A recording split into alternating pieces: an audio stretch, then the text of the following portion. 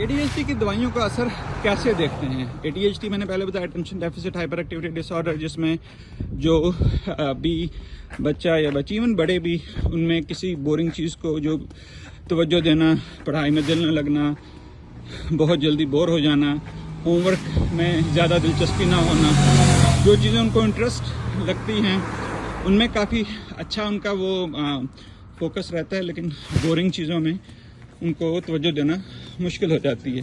वो तवज्जो देना चाहते भी हैं, दे नहीं पाते। इसी तरह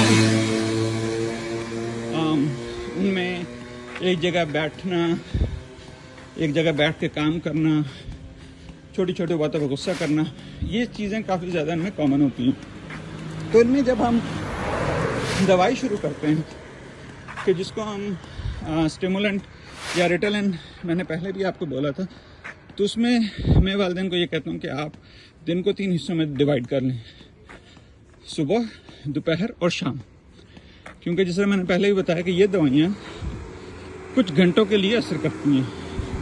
तो मिसाल के तौर पर अगर बच्चा सुबह 8 बजे लेता है, और कोशिश ये करनी है कि वालिदैन को आप ये बताएं कि ये दवाई नाश्ता करने के बाद लें, क्योंकि इस दवाई के जो सबसे कॉमन साइड इफ़ेक्ट होता है वो होता है कि भूख मर जाती है।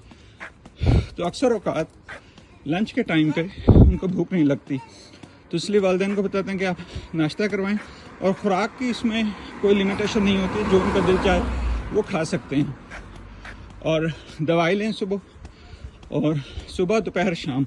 उनको कहें कि आप जो है ना किसी पेपर पे या किसी जगह पे वालिदैन को कहें कि आप रोज़ की बुनियाद पे ये देखें कि इसने दवाई 8 बजे ले रहा है, मिसाल के तौर पर 9 बजे उसका असर आना शुरू हो गया है और 12-1 बजे तक उसका असर चला गया है, और फिर उसके बाद दोपहर में उसको ये इलामात आनी शुरू हुई हैं।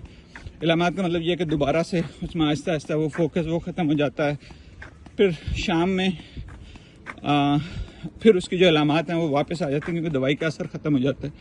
तो इस तरह हमें ये पता चल जाता है कि बच्चे की दवाई को हमने एडजस्ट कैसे करना है। जैसे पहले भी मैंने बताया कि हम 5 मिलीग्राम से शुरू करते हैं, और फिर आहिस्ता आहिस्ता उसकी डोज को बढ़ाते हैं जब तक कि उसकी सुबह की इलामात बेहतर ना हो जाएं, क्योंकि अक्सर औकात स्कूल लंबे होते हैं, फिर शाम में होमवर्क भी होता है। तो अक्सर औकात, क्योंकि पाकिस्तान में मैंने पहले ही बताया कि हमारे पास जो एक्सटेंडेड रिलीज है, मतलब कि जो दवाई पूरे दिन रहती है वो अवेलेबल नहीं है, तो मैं अक्सर औकात दोपहर में भी ये दवाई देनी पड़ती है।